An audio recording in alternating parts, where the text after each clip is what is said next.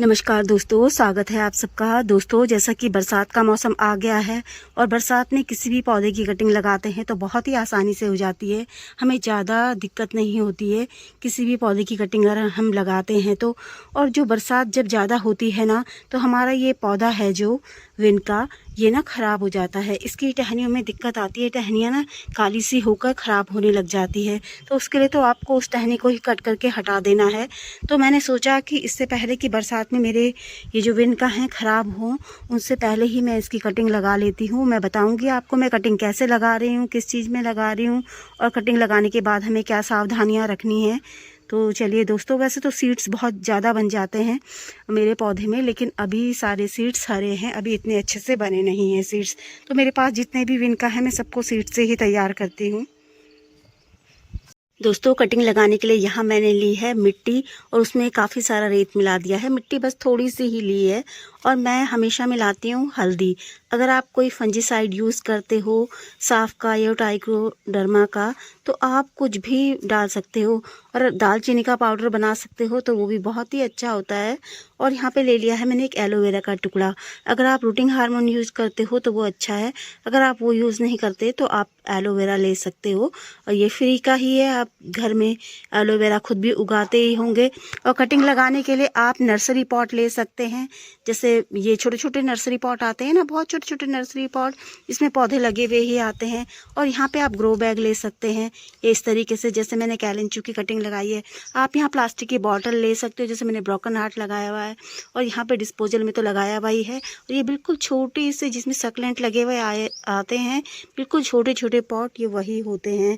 तो चलिए, और यहाँ पे मैंने ले ली है ये वाले, जो मेरा ये विन का है ना सदाबहार, इसकी कटिंग मैं आज लगाऊंगी। तो वैसे तो मेरे पास बीज बहुत हो जाते हैं, बहुत ही ज़्यादा, लेकिन अब जैसे बरसात आ रही है ना, तो ख़राब भी हो जाते हैं पौधे बहुत सारे। और अभी इनके बीज पक्के नहीं हैं। तो इससे पहले कि मेरा पौधा ख़राब हो जाए, बरसात में इनकी टहनियाँ गल गल के कभी मतलब पूरा पौधा ख़राब भी हो जाता है।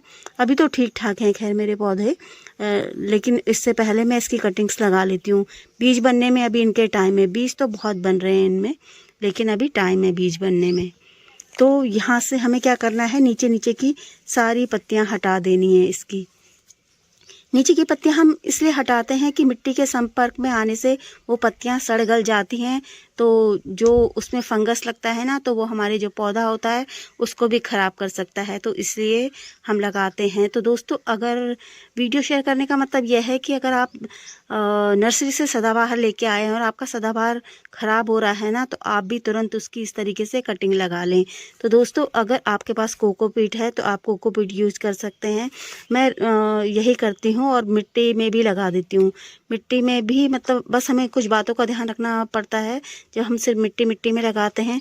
और अगर आपसे नहीं होती तो आप सिर्फ रेत ही रेत और सिर्फ कोकोपीट में लगाएं, इसमें रेत की मात्रा ज़्यादा है। दोस्तों, यहाँ पे मैं एक बात आपको और बताना चाहती हूँ कि जो हमारे यहाँ की मिट्टी है ना, वो काफ़ी भुरभुरी है। लेकिन अगर आपके यहाँ की मिट्टी चिकनी है ना, तो आपको इन बातों का ध्यान रखना है कि रेत तो ज़रूर ही मिलाना है, क्योंकि चिकनी मिट्टी में ना और वाटरिंग की वजह से पौधे ख़राब हो जाते हैं। और हमारे यहाँ की मिट्टी अच्छी है तो मुझे इतनी ज़्यादा दिक्कत नहीं होती है। दोस्तों, मैंने नीचे नीचे की सारी पत्तियाँ हटा दी और अच्छे से इनके नीचे एलोवेरा भी लगा दिया है। तो चलिए, अब हम कटिंग लगा देते हैं ज़्यादा देरी ना करते हुए। और यहाँ पे ये डिस्पोजल में ही लगा रही हूँ मैं, और इसमें हम भर लेते हैं जो हमने ये रेत और मिट्टी को बनाया है। कुछ भी नहीं करना है, हमको सिंपल इस तरीके से लगा देना है। दोस्तों, मुझे फूल बहुत सुंदर लग रहे थे तो इसलिए मैंने हटाए नहीं, और ये सूख कर खुद ही हट जाएंगे कुछ दिनों बाद। और मैंने इसको रखने के लिए ये जगह चुनी है। ये एक मेरा बड़ा सा पौधा है और इसके साथ ही मैं इसे रख रही हूँ, ताकि इससे कोई ऐसी दिक्कत ना हो। कभी जैसे मैं पानी देना भूल भी जाऊँ तो पौधे की जो नमी है ना, वो इससे मिलती रहे बराबर। क्योंकि बारिश तो हो रही है, लेकिन क्या है कि उससे उमस भी बहुत ज़्यादा हो रही है। जब मतलब तेज़ धूप आती है और बहुत तेज़ धूप से ना पौधे झुलस जाते हैं। तो ये तो अभी कटिंग ही लगाई है, तो इसको तो और ज़्यादा दिक्कत होगी। तो इस बात का हमें ध्यान रखना है दोस्तों, और इसका जो भी रिज़ल्ट होगा वो मैं आपके साथ शेयर करूँगी।